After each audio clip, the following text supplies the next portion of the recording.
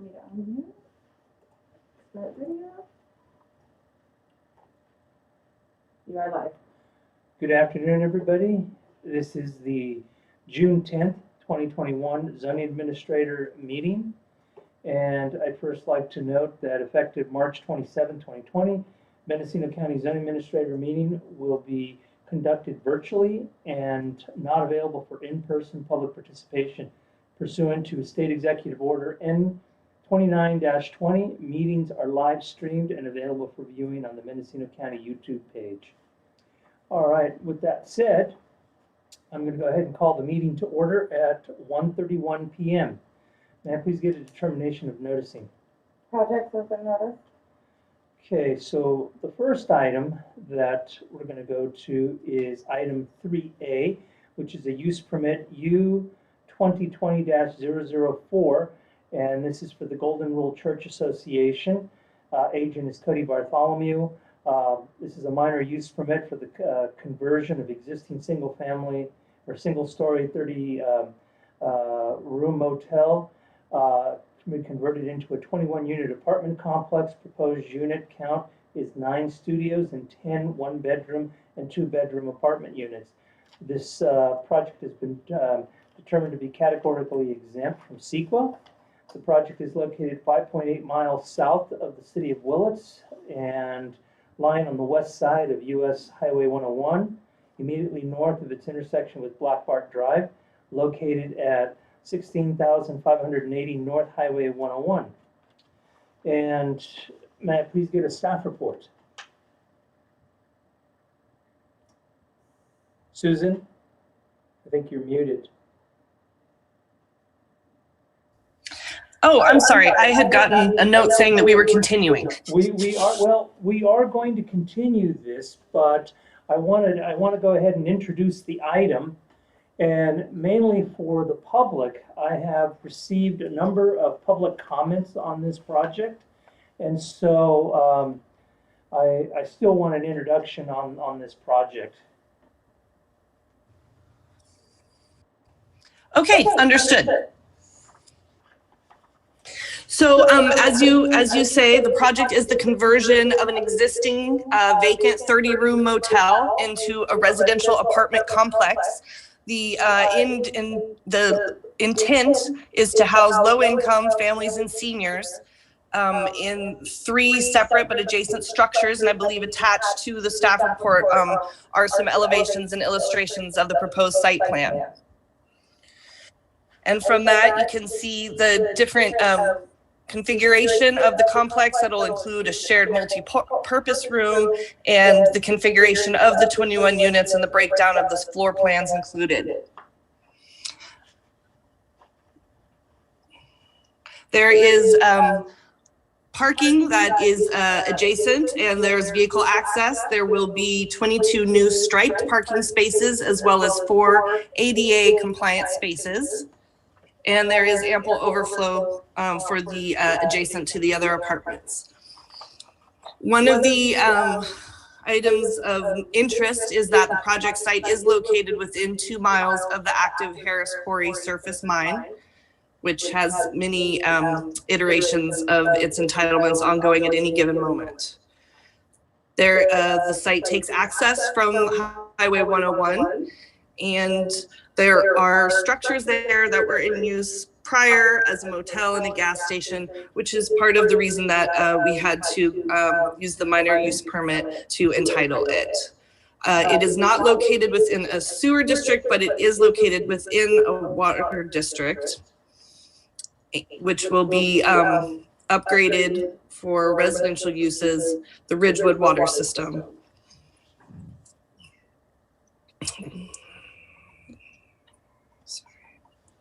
Just scrolling. I have to scroll because I don't have paper. The project site has the general plan designation of commercial and is located within the general commercial zoning district. It also has a community character and seismic study combining districts respectively. Staff finds that the proposal is in conformance with the general plan and in fact meets several of the stated housing element action items and policies as enumerated in the staff report. As well, the use permit findings can be satisfied, again, enumerated at length in the staff report. We also find that the project is a categorical exemption as it involves a reuse of an existing structure, and interior and exterior alterations are eligible from exemption under section 15301A of CEQA. Okay. And I haven't seen any of the letters that were provided by the whomever provided them from the community members, so I don't know exactly what the concerns are, but I would be happy to address any of them if that's appropriate at this time. So we have a letter of correspondence dated June 8th, received by the department today, June 10th. Mr. Joe Cooper, and he is got concerns with regards to noise levels being too high, non-compliance with seismic laws. Project does not appear to comply with the general plan. No deed restrictions on affordability, no proof of water supply, and the categorical exemption under CEQA is not appropriate. And also, he summarizes that the county is attempting to use the existing facilities exemption to change the use of the property from transient visitor that formerly used as a motel to a permanent resident in multifamily housing, and the use is not what is contemplated in CEQA exemption. And then lastly, because of the noise issue, also discusses the fact that the project lies within a special studies zoning overlay. The project falls within an unusual circumstances exception under categorical exemptions, and for this reason he's not asking that this project be approved. And we also have, Him too. That's just the one. we just have another, That's just his cover letter. that's the cover letter, okay. So that's what we've got, what we've received are a number of issues. We have one request from the public to speak if All right. you want to open it. All right, so first of all, do we have anybody from the applicant side that wishes to speak on this matter? The agent is here. Yes, I can bring him into the meeting. Mr. Bartholomew. Hi, thank you guys very much for having me. And so, am I to understand, you say that this is going to be continued, there won't be a determination made today? I'm looking at, first of all, have you reviewed the conditions of approval? Yes, sir. You have. And the findings and so on. So Yeah. I find that I've got some concerns that have been raised that may need to be looked at Okay, a little further. And also, I am a little uncertain whether or not the public has had an opportunity to review the conditions of approval being posted on the county's website. So those are the reasons why I desire to continue this to the next zoning administrator hearing. But I'd like to hear from you as well. okay. So my name is Cody Bartholomew. I'm the president of the Golden Rule Church Association, which owns the property. We also own Ridgewood Ranch. We manage, among a lot of other things, we have a 94-unit senior mobile home park that we manage, and outside of that, we have about 80 other residential tenants. And so this is something we have a lot of experience with. I'm also a board member of ACE, the Alliance for Community Endeavors, a new 501c3 we created that just signed a master lease to manage and develop the property at the Ridge. On our board, our treasurer, Tim Cooper, is a ex-CFO with Farm Supply. Lucy Kramer is our vice president. She works with NCO through the Gardens Project and built a grant-funded community garden up there. Ace Barish, who is the ex-chief medical officer at the Willits Hospital, now does outreach work with them. We've been working with Jason Brenner, who's our architect with collaborative design and planning, who I think's come up with a really great design for us. Been working closely with Sam Pope, who's done civil engineering work, and we've also discussed the expansion of the septic system.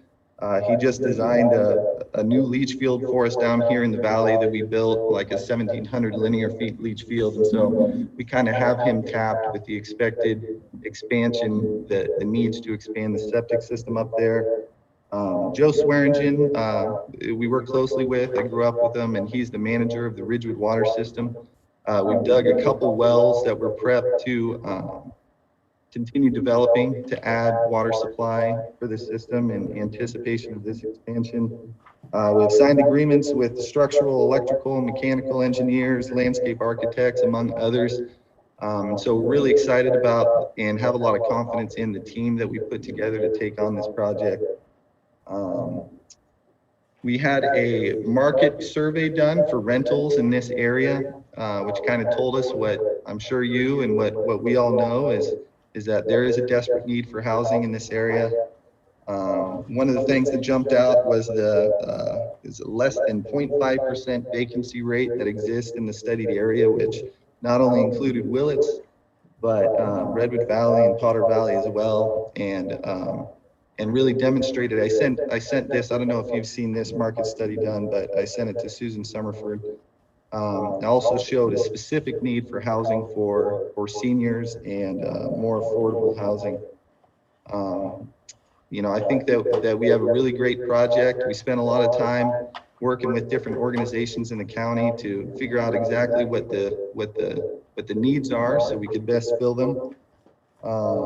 We're excited to see the report from Susan, which I think shows widespread consistency with the general plan of the county and shows that our project meets many of the goals and priorities that the county has.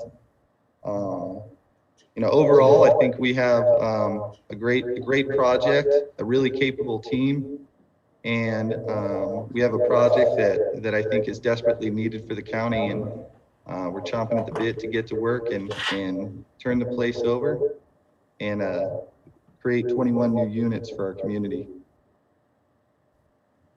Okay, thank you. I appreciate that. And yes, we are desperately in need of housing. Do we have any members from the public that wish to speak on this? Or are there any other folks from the applicant that wish to speak on this? Mr. Bartholomew mentioned that Lucy Kramer was actually maybe an associate of his. I'll bring her into the meeting. She is the only other person who's requested to speak on this matter. Yeah, hi, thank you. Can you all hear me? Yes, we can. Okay, great, thanks. Yeah, hi, I'm Lucy Kramer. I am the Vice President for Community and for the Alliance for Community Endeavors, as well as a project manager under the Community Wellness Department at North Coast Opportunities. As Cody mentioned, working with the Gardens Project and the COVID Awareness Project, as well as a Farm to School grant. So I just wanted to give a brief overview of the Alliance for Community Endeavors and our capacity to fulfill this project at the stated needs of the county. We are a 501c3, and we do work collaboratively and adaptively to transform the Ridge property. That's the property where the complex in question is. So we are transforming it into a resource hub for the greater community based on merit and need, prioritizing offering support services to farmers and ranchers, as well as fire and other emergency evacuees and survivors, and people in need of affordable, livable housing, including people living with disabilities and people in need of palliative care or hospice care. We are working with myriad organizations, including the West Company, RCHDC, Adventist Health, Nuestra Alianza, NCO, and many others to both identify the needs and work to be adaptive to the ever-changing needs of the greater community and leverage existing resources to meet those needs at the county level. Most recently, so I just want to point out that, the housing, of course, is the cornerstone of this property, but we really are developing complementary resources in all of the adjacent buildings. So just in the last month, we leased a warehouse and a storefront to the United Disaster Relief Center of Northern California for them to be using for at least over the next 18 months. That's our initial lease agreement.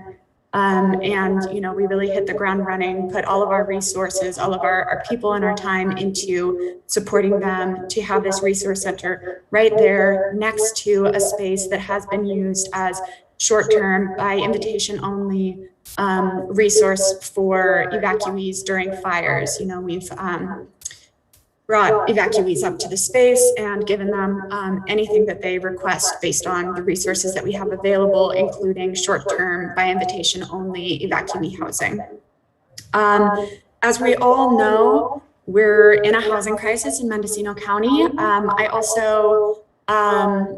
I am a part of the housing action team for Mendocino County. I mostly just read the emails, but I am part of that team. And in a recent meeting, we reiterated the goal of the county of developing more housing, more infill housing, of course, in areas outside of Ukiah. There's so much housing going into Ukiah, and we certainly need affordable, livable housing outside of Ukiah.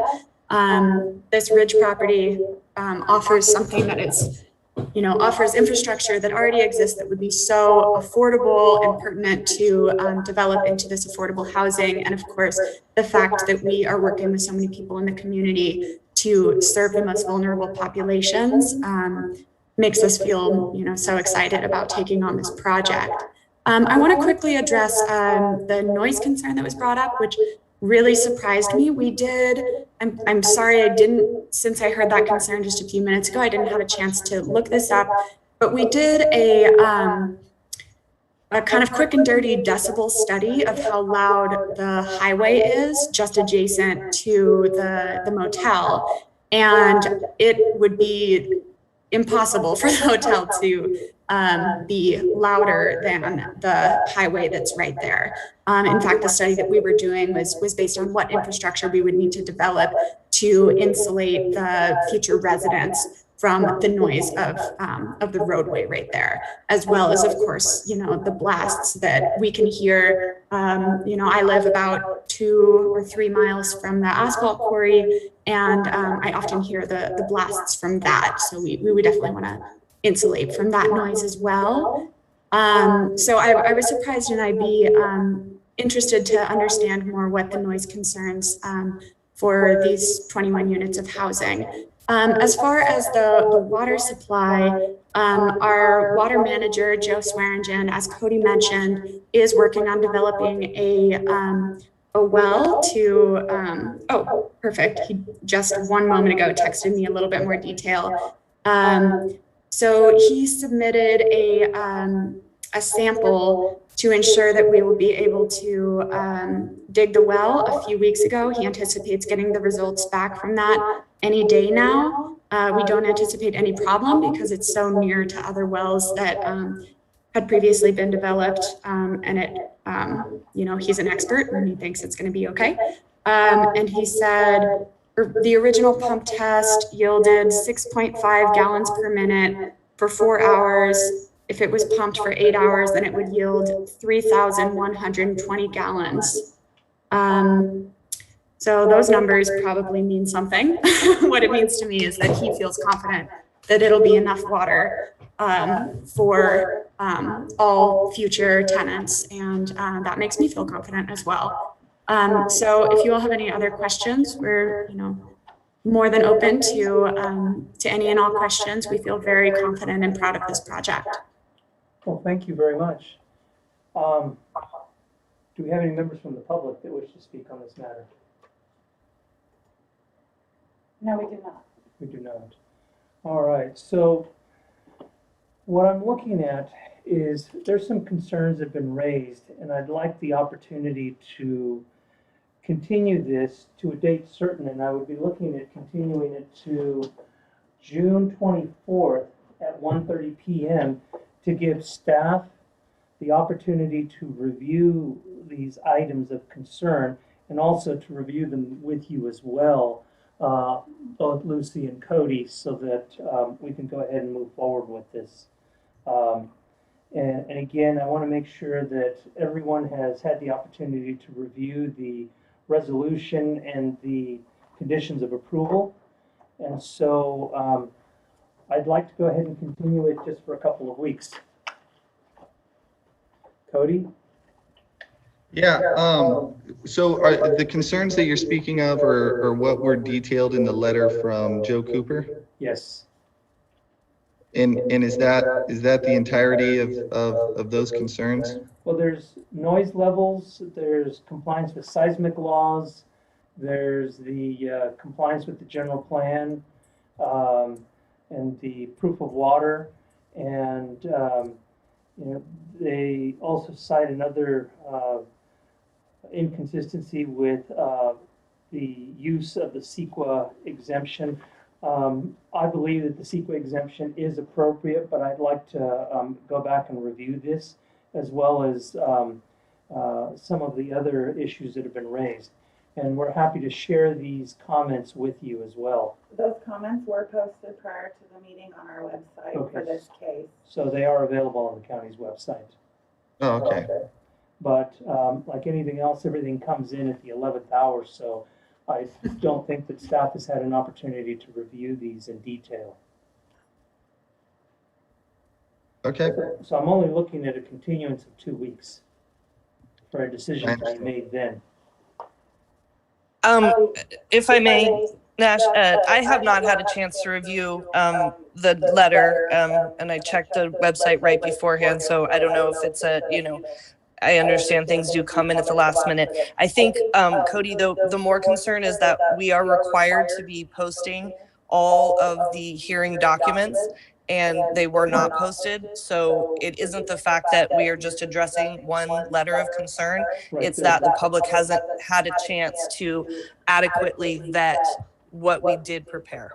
I understand. I just want to make sure that all the bases are covered, that everybody has had an opportunity to review. And again, we're going to be looking at making sure that what we've posted is there and available, as well as Susan going through the letter of concern. I understand. Yeah, I would just like access to that information so that we Yes. can You will Do have our access to everything.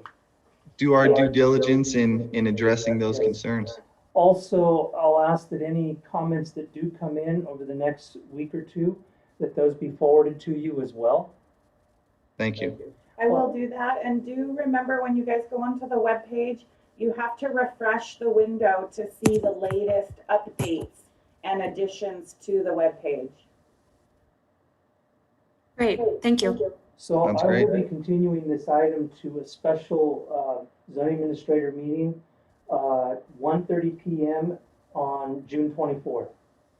And because it is a special meeting, Angie, do we need to do a notice, or because I've done a date certain? A date certain We're serves good. as our notice, All right, although I will get an agenda posted online right away. perfect.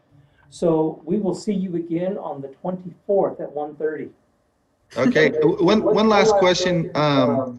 Is it my understanding that the concern about the noise is that the highway will be too loud for the residents?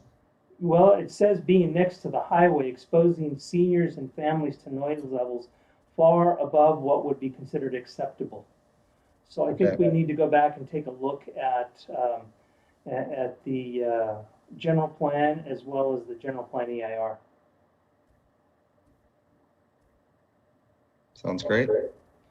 All right, so your item is continued until the 24th. And again, I Thank you very much. apologize, but thank you for being patient with us. No worries. That's my birthday, so it'll work out great. Okay, great. Thank you. Okay, so, All right, Thank you guys for your time, and thanks Susan Summerford for all your great work. all right. Yeah, so thank you all. Have a great day. Thank you. The next items, I have road naming petitions, 3B and 3C, 3D, 3E, and 3F. I'm gonna ask staff for a quick, 3G. and 3G, excuse me. Sure. Good afternoon again, Nash. Russ Ford, staff planner. So we would also like to ask a continuation for items 3B through 3G, which is the balance of this agenda. One of these projects has generated a significant amount of comment. Also, as you're aware, the process for road naming has changed since some of these projects were first originated. So just to be doubly sure that we've allowed proper time for legal notice, we would like to request all these projects be continued to the July 8th zoning administrator meeting. And just for clarification, that's road name 2020-02, Old Boy Scout Road, 2020-09, Middle Road, 2020-10, Quail Ridge Road, 2020-12, Red Tail and Peregrine Roads, 2020-13, Redwood Creek Road, and 2020-14, Bower Ranch Road. Okay. So, do we have anybody that's an applicant? Well, the county is the applicant on this one, but do we have any members of the public that There are? are no members of the public No members requested of the to public. speak. All right. So I will go ahead and grant the continuance to July 8th, 2021 on items 3B through 3G on the road naming petitions to ensure that the public and everyone has had an opportunity to review the posted information. Thank you. All right. So with that said, that takes us to item number 4, matters from staff. There are no matters from staff. Do we have any matters from the public? Nobody from the public has requested to speak. All right, so at this point, I will go ahead and adjourn the meeting at 1:57 p.m. Thank you very much. Have a good day. Thank you. Thank you.